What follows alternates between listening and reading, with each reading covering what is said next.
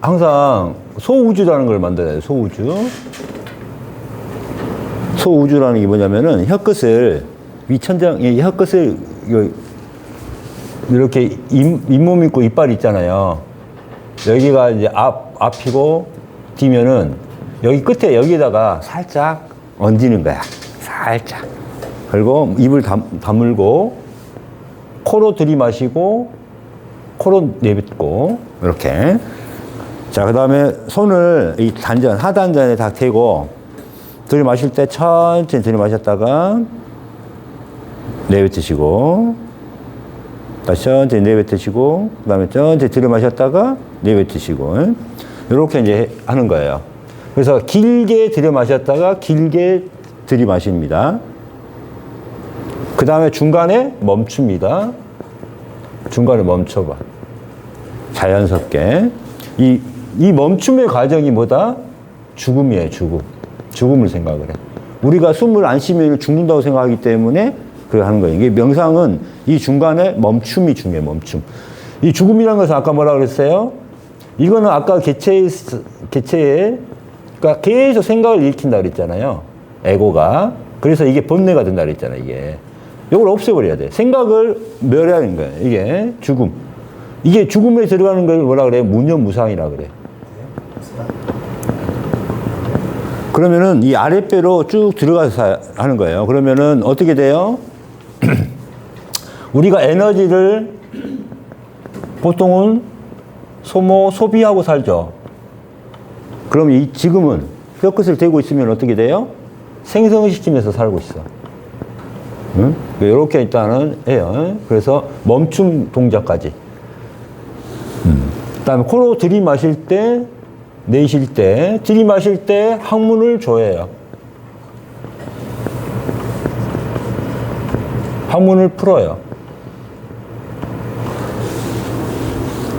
항문을 조였다가 항문을 풀어. 이게 이제 수승하강 호흡법이라고 해서 이제 이걸 기본으로 마지막에 이제 마음을 오픈, 마음을 열을 때 어떤 마음? 찰나에 미소를 띄우면서 이렇게 명상을 합니다.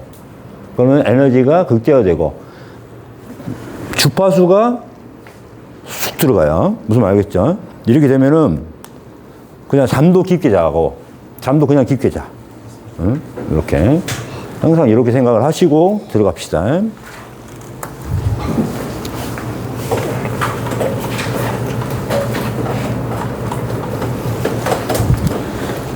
자, 그래서 2단계 때는, 자, 코로 들이마시고 내뱉을 때 항문을 조이고 풀잖아요. 이때는 한 가지를 더 하는 게 뭐다? 자, 내가 십자가 명상을 하겠다 하면은 아까 못을 박는 거잖아요. 이런 말뚝을 여기다 손에다 박는 거야. 이렇게 해서 박는 건데, 명상을 할 때 내 손에다가 박는 식으로 명상을 하면서 하면 돼요. 나는 목을 치는 명상을 하겠다 그러면은 목을 치면서 이걸 하시면 돼요. 그때 어느 때 해주면 돼요? 내쉴 때, 이때 2단계 공부를 하면 돼요. 들이마시고 내뱉을 때 치면 됩니다. 아니면 아까 멈춤 동작 있을 때 쳐도 되고. 자기가 그걸 해서 그렇게 하면 돼요. 무슨 말 알겠죠? 난 뭘 참여합니다 하면서 치면서 하면 돼요. 이렇게. 그래서 12절 보세요. 12절.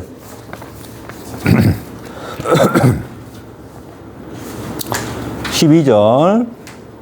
율법 없이 죄 짓는 사람은 율법에 관계없이 망하고 율법 아래서 죄 짓는 사람은 율법으로 심판을 받을 것입니다.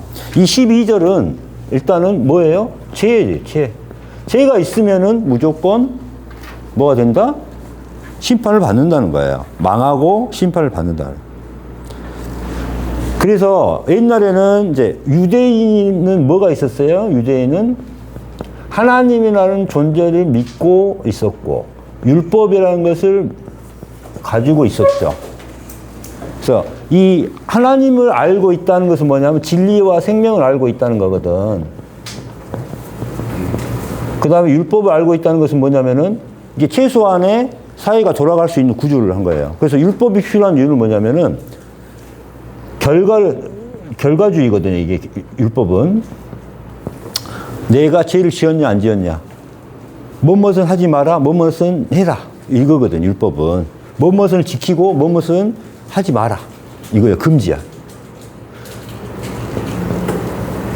근데 도둑질 하지 마라. 아, 그러면 내가 도둑질 했으니까, 아, 이것도 죄구나. 이렇게 아는 거예요.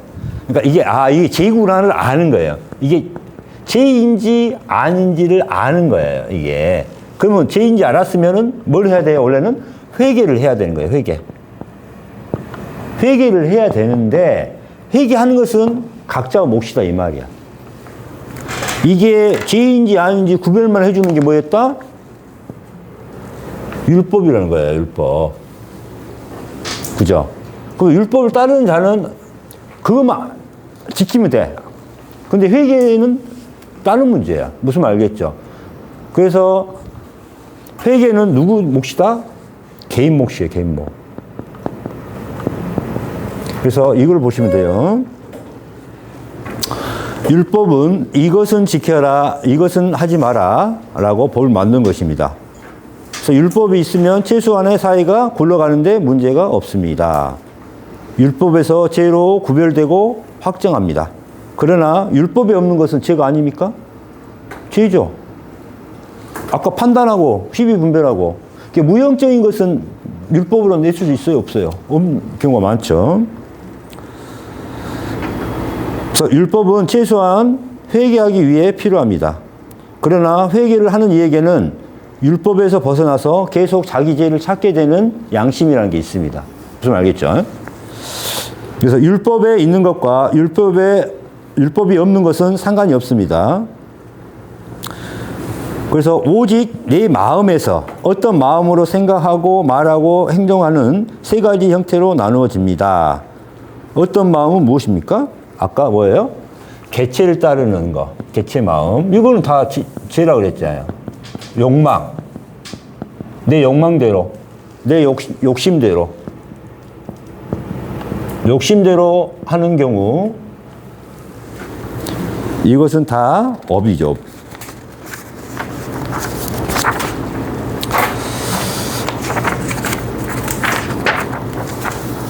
그래서 개체를 회개로 멸하여 지혜 성령을 따라서 이렇게 하는 거죠. 지혜와 성령과 아까 진리 이런 거에 따라서 이걸 양심이라고 표현했어요. 여기서는 양심. 그래서 아, 너는 이게 죄야. 아, 그럼 내가 누구구나? 죄인이구나. 이게 다 그 전에는 다 상대 탓했는데 다 내 탓이구나. 내가 있는 것 자체가, 내 존재 자체가 뭐다? 다 죄구나. 이걸 참여하는 겁니다. 내가 있는 것 자체가 죄구나. 내 존재가. 내가 이 땅에 태어난 것도 내가 죄가 있어서 태어난 거다.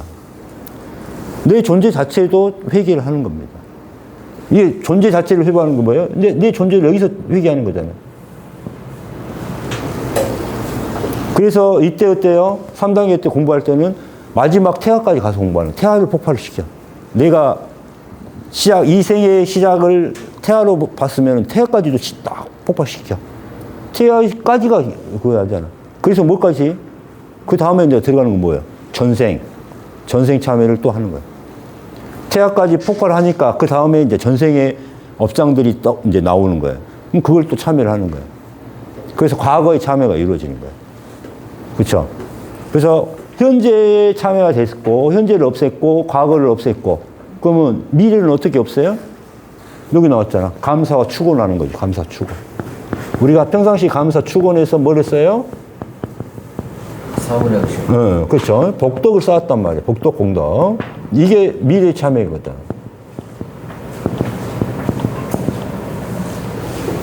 그래서 우리가 복덕을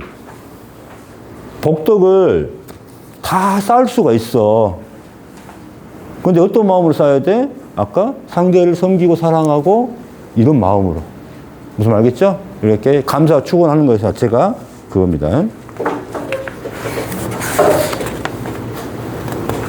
그래서 우리가 죄가 되냐 죄가 안 되냐는 가장 큰 거는 뭐다? 우리가 결과만 가지고 이야기하는데 결과를 가지고 이야기하는 게 율법이란 말이에요. 그런데 우리가 말하는 이 행법에서는 가장 중요한 게 뭐다? 어떤 마음으로 하느냐. 어떤 마음으로. 똑같은 일을 하더라도 남을 섬기고 사랑하는 마음으로 할 것이냐, 아니면은 내 중심대로, 내 마음대로 할 것이냐. 그게 아주 중요한 핵심이라는 거예요. 참여도 그런 마음으로 참여를 해야 돼요. 그게 중요하죠. 그래서 구약이라는 건 무슨 말인지 알죠? 구약 성경 자체가 다 율법이에요. 그래서 옛날의 약속을 구약, 예수님이 와서 새로운 약속을 했죠. 그게 신약. 그래서 신약 성경, 구약 성경 이렇게 나눈 겁니다. 자, 13절. 하나님 앞에서 의롭다는 인정을 받을 사람은 율법을 듣기만 하는 사람이 아니라 그 율법대로 사는 사람입니다. 자, 의롭다라는 표현은 뭐냐면은, 여기서 의롭다라는 표현을 드는 겁니다. 의롭다. 왜? 너란 객체가 멸해서, 회개 참여를 해서, 너란 객체의 마음도 멸하고, 나란 몸에 대한 집착도 다 멸해서, 이렇게 지혜, 성령을 얻은 자만이 의롭다함을 얻어요. 그래서 죽어서 부활한 것까지도 여기서부터 이제 의롭다함을 받아. 그건 뭐냐면 일단은 회개가 끝난 사람이다, 이 말이에요. 참회가 끝난 것. 어느 정도 개체를 멸한 사람을 의롭다 해요. 근데 이 사람들은 어때요? 율법을 듣고 믿는다고 의롭다함을 받는다? 아니다, 이 말이에요. 뭐예요? 율법대로 사는 사람들이다. 그래서 율법대로 사는 사람들이다 그러면은 요걸 바꿀 수가 있죠. 하나님의 또는 예수님의 부활법으로 행하는 사람만. 그래서 예수님이 뭘 강조했어요? 먼저 회개를 강조했잖아요. 회개하지 않으면 안 된다 했잖아요. 그죠? 그래서 하나님 앞에서 의롭다는 인정을 받을 사람은 율법을 듣고 믿는 사람이 아니라 어때요? 그 율법대로 행하는 사람이다. 여기서 이제 율법은 뭐예요? 이제 바뀌는 거예요. 기본적인 율법이 있고 그게 나중에는 내 자신이 율법이 돼. 왜? 그 진리의 마음, 성령이 내 안에 와 있기 때문에 이게 내 마음이 율법으로 바뀝니다. 여기서 이제 그렇게 나와요. 14절 한번 보세요. 14절. 율법 없는 이방인들이 본능적으로 율법이 요구하는 것을 실천하면 그들에게 율법이 없어도 그들 자신이 자기에게 율법이 됩니다. 여기 나오죠. 자, 본능적으로 율법이 요구하는 것은 뭘까요? 아까 원래 우리 본래 마음에는 전체 마음, 우리가 어디서부터 왔는지를 알고 있었다 그랬어요. 의식적으로. 이 의식이 우리를 깨워. 자, 하나님과 하나가 되자. 하나님 뜻대로 살자. 이런 게 깨워. 그러면 어떻게 내가 하나님의 뜻대로 살 수 있지? 그러면은, 자, 먼저 회개하자. 그러면 회개하자부터 들어가는 거야. 그러다 보면 어때요? 이 본래 의식이 나를 계속 깨워주는 거거든. 응? 그러다 보니까 어떻게 돼요? 이렇게 되는 거예요. 그러면 어떻게 돼요? 나중에 성령이 알아서 계속 내 자신을 변화를 시키고 내가 그 행법을 하고. 근데, 나 싫어. 나 그렇게 안 할 거야. 네 자신이 선택하는 거잖아요. 그쵸? 응? 그래서, 나 하나님과 하나가 되고 싶어요. 하나님의 뜻에 따르고 싶어요. 그렇게 했는데, 그렇고 계속 두들기고, 응? 내가 강구하고 막 그래요. 그러면은 성령님이 그럴 때는 이렇게 하는 거단다라고 가르쳐 줘. 회개를 해야지. 근데 회개를 하는 것은 누구예요? 내가 뭔 죄가 있는데요? 근데 회개를 하면은 또 다음 내 마음이 어떻게 돼요? 성령님이 나에게 더 해줄 게 많아. 그러니까 내가 그대로 행하면은 다시 성령님은 나한테 더 큰 죄를 주고 이렇게 하면 되지 않아. 그 다음에 네 몸도 없애야지, 네 마음도 없애야지, 이렇게 가르쳐 준다, 이 말이에요. 그럼 우리가 부활법을 믿는데, 그러면 부활이라는 것은 뭐예요? 부활이라는 것은. 자, 부활의 전제 조건이 뭘까요? 부활의 전제 조건. 다시 사는 거잖아요. 그럼 어떻게 해야 돼요? 죽어야 되잖아. 근데 죽음에 대한 공포가 많잖아요. 자, 죽지 않고 부활할 수 있다? 있어요? 없습니다. 그죠? 그래서 이렇게 영적으로 명상하면서 죽어야 돼요. 그래서 바로 죽는 연습을 하는 거잖아요, 이게. 2단계 때. 그래서, 자, 그들 자신이 자기에게 율법이 됩니다. 이제 알겠죠? 율법이 이렇게 형식적인 율법이 아니라 이제 성령 지혜가 이렇게 내 마음속에 들어와서 율법이 되는 겁니다. 그게 본래 의식 속에 있습니다. 우리가 항상 내 안에서 찾아야 돼요. 내 안에 원래 지혜 성령이 있어요. 무슨 말 알겠죠?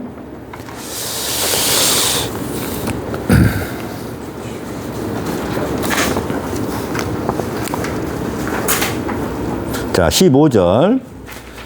그들의 행동은 율법이 요구하는 일이 그들의 마음에 기록되어 있다는 것을 보여주며 그들의 양심도 이것이 사실임을 증거하고 있습니다. 왜냐하면 그들의 생각이 서로 고발하며 변명하기 때문입니다. 자, 율법이 요구하는 일 뭐예요? 진리, 하나님의 진리, 부처님의 부활법이 우리에게 요구하는 게 우리들 마음에 기록되어 있다는 거. 아까 말했죠. 본래 의식 속에 알파라는 게 우리 마음 속에 숨어져 있었다는 거예요. 알파라는 게. 본래 모습이. 하나님이 원하는 걸 알고 있어. 누굴 통해서? 성령님 지혜를 통해서 알고 있다는 거예요. 그래서 그들의 양심, 그 진여심이라고 하거든요. 전체 마음, 양심이 이것이 사실임을 증거하고 있습니다. 왜냐하면 그들의 생각이 서로 고발하며 변명, 그러니까 이건 죄잖아. 양심을, 가책을 느끼잖아. 그죠? 이건 죄야! 하면서 이렇게 하는 거예요. 무슨 말 알겠죠?